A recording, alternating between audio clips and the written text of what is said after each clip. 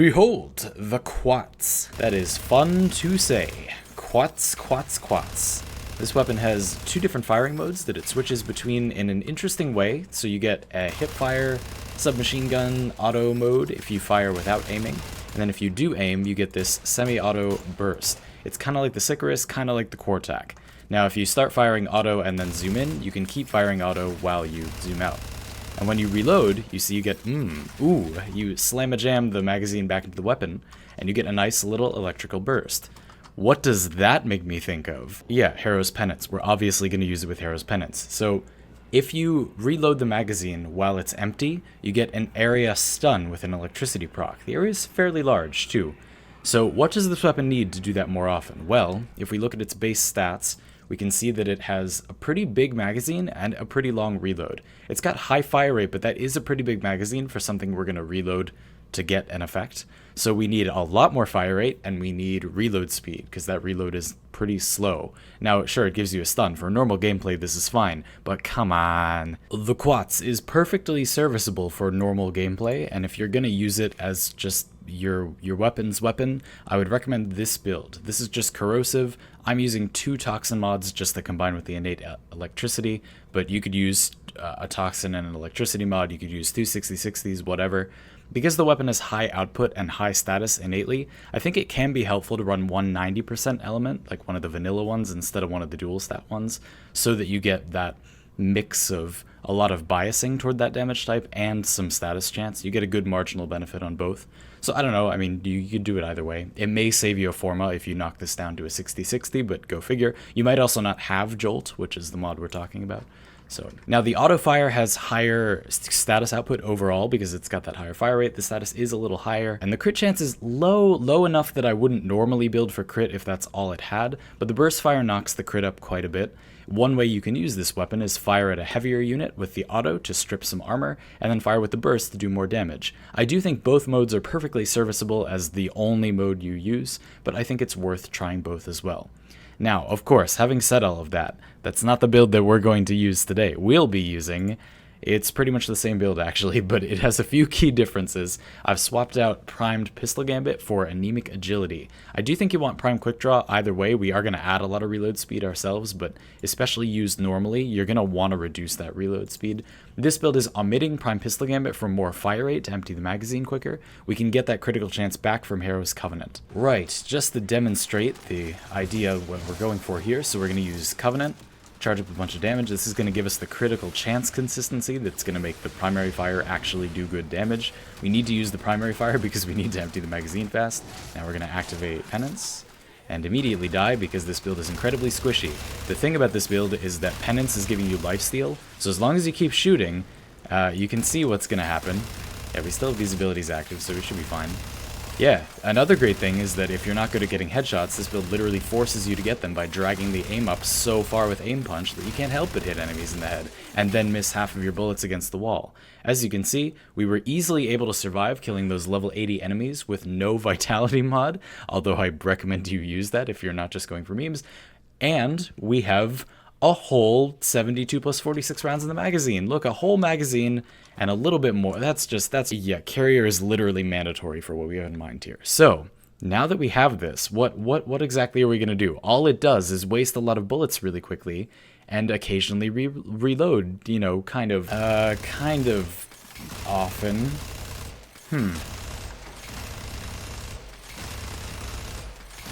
Yeah.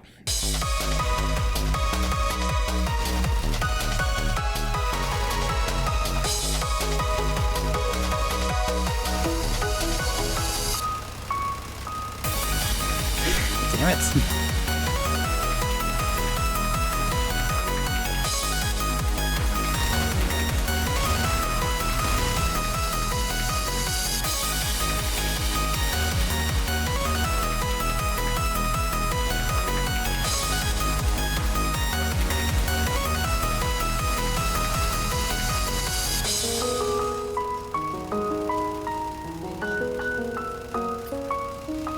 Well, okay, so what's going on here is that by having your ammo pool empty, you can get one little tiny bit of ammo and then very, very quickly empty it and then reload. So you get those huge electricity proc slams really, really often.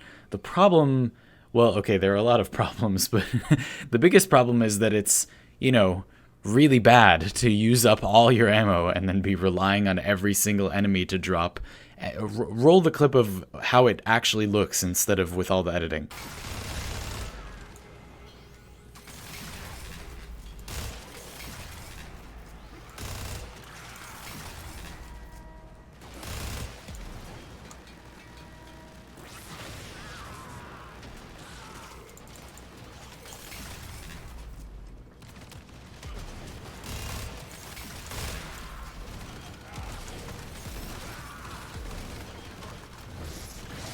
Carrier's ammo case ability is making it so any type of ammo pickup you get gives you a small amount of ammo. You don't really want a lot of ammo exactly, as long as you're getting enough drops. So a small amount of ammo mutation is just fine.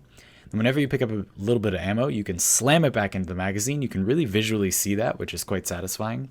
And then you get that slam, you get to shoot for like a third of a second, and then you do it again as long as you found ammo in that time.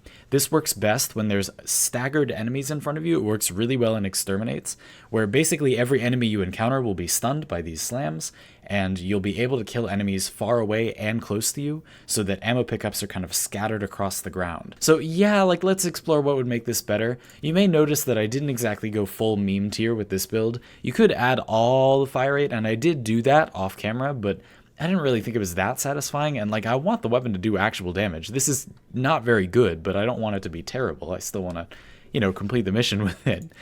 Speaking of not terrible, let's look at this Harrow build. So I think you need the damage reduction or you're just gonna die. I'm not really sure where you could fit in Vitality, Umbral Vitality here. I guess you could take off Prime Continuity, but having the duration on Penance is pretty crucial. It's possible that it would be helpful to use like Arcane Aegis or something, so that you can cast penances that give you a lot more duration because you're consuming a lot of shields.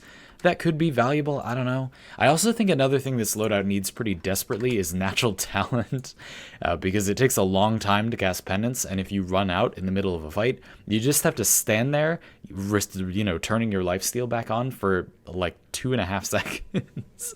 So that's not very good.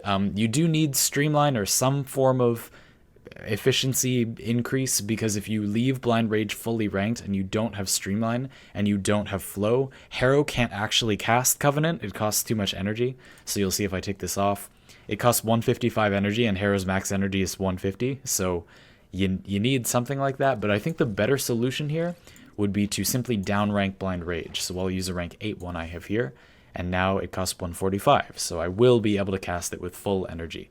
That's not too bad. This might be a little bit better, but not by much. No, the real problem here is that we have to rely on running out of ammo in the first place. You know what would really help is if we had negative magazine capacity, but unfortunately no such mod exists. The only negative magazine capacity mod in the game is for sniper rifles. It's depleted reload. However, oh yes, Riven mods, it's time to shine.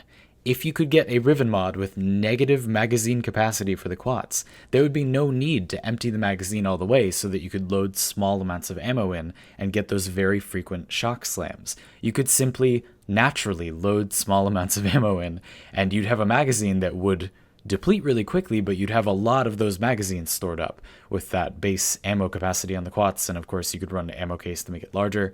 You would actually have a lot of chances to not run out of ammo and continuously slam over and over again. Now again, just for the people in the back, this is not good, but it's fun.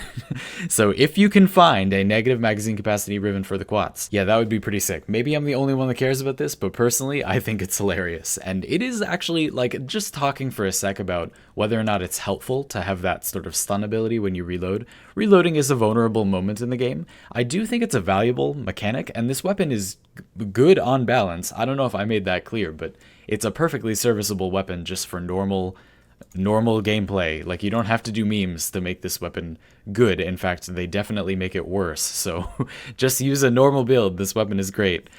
Burst fire and auto are both good. You could use auto to strip the armor, burst to do the damage. They both do great damage. Enjoy the Quatz, and you know, that thing I said about the Riven, just just keep that in mind. See you next time.